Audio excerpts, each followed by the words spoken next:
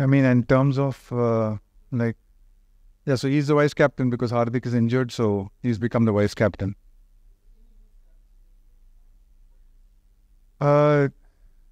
No, I mean, I think things are going pretty well.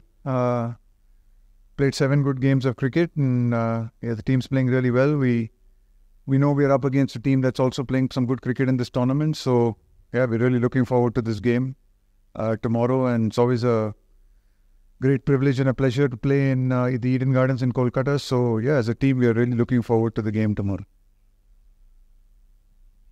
Hi, Jali sir. Sandeep here. As you were playing South...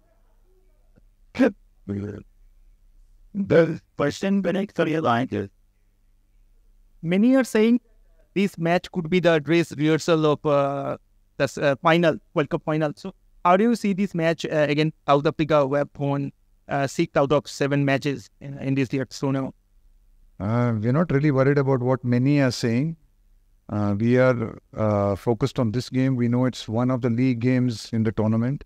What happens from here on in is still 2 or 3 games to go. And both the teams, whether it's us or whether it's South Africa, we still need to earn the right to be there in Ahmedabad.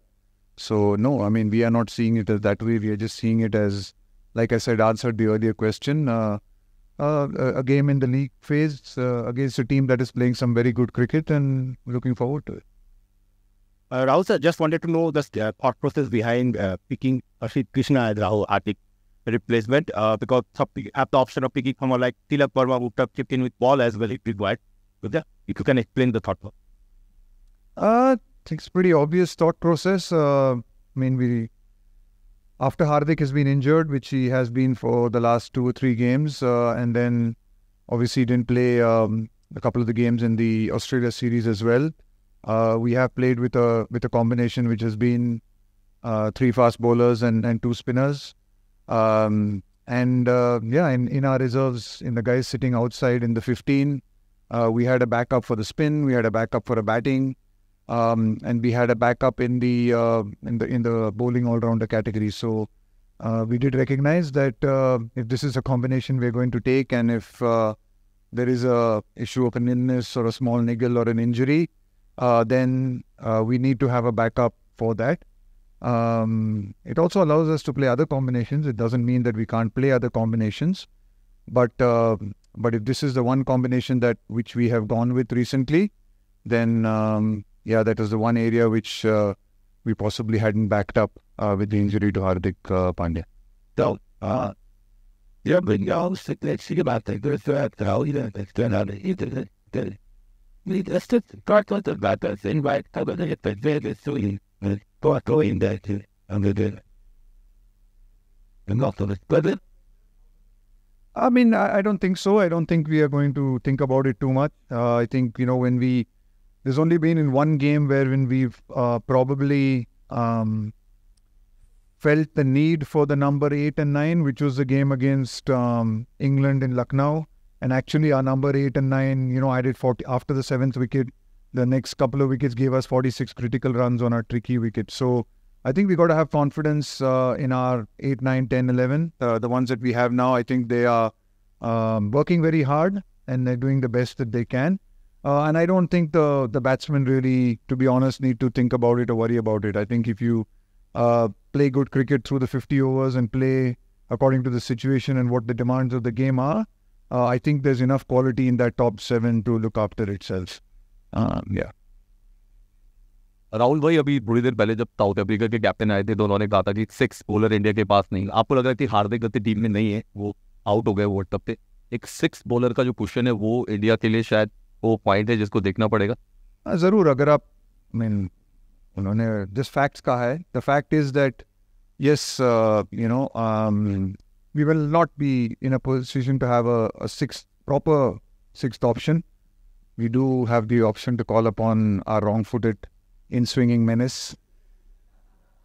And, with the crowd behind him, I'd back him for a couple of overs there and a few wickets. The crowd was demanding his bowling in the last game. We came very close to giving him an over. And then we've got Surya who can turn his arm over a little bit. And then Rohit's bowled a bit as well. So Look, yeah, you're right. I mean, obviously the sixth option is something that, Hardik gave us. But you're right as well that, we have been playing the last 4 games without the sixth bowling option. We also played a couple of games in the Australia series before the World Cup without the sixth option. We won 2 of our games, both in Mohali and in Indore, when we played only with 5 bowling options in those games as well. So we have responded really well to that challenge. Yes, of course, we probably won't have that sixth bowling option in these games. But the response of the team and the players has been really good when we've not had it. So I think we played enough games without having it and seem to have done pretty well. Rahul, I wanted to ask about the manner in which he batted against England on a tricky pitch. Like you had earlier spoken about finding new scoring areas, like the way he batted his range. Like, how satisfied were you, and is he trying anything different from what he does in T20 cricket? Like, after that inning, have you changed something? No, I think like we said earlier, I think I was asked this question, I think, when he was going through a little bit of a tough phase as well. And, I think for him and for everyone else, I mean, it's a constantly, you have got to keep improving, you got to keep evolving, you got to keep getting better. And the more, kind of situations he finds himself in and he comes out of it like he did, really well against England, the better he's going to get at it. Yes, I mean, there are, just in terms of, just the areas in which he scores in T20 cricket and how quickly he has to go in T20 cricket. He's obviously, been exceptional at that. And it's good to see that, in one-day cricket, he's also realizing that maybe at times you can give yourself a little bit more time to settle in.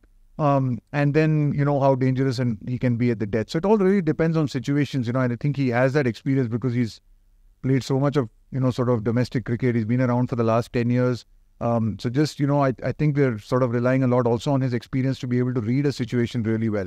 I mean, in the last game, which we played in Bombay, we had set a really good platform. So again, it was really nice to have someone like him, and he could almost go from ball 1. It didn't kind of work out. He got out a bit quickly. But it was a perfect scenario for him to, just explode, and that score of 350 or something that we got, him going suddenly, that could have been 380. So that's a really good, nice cushion to have.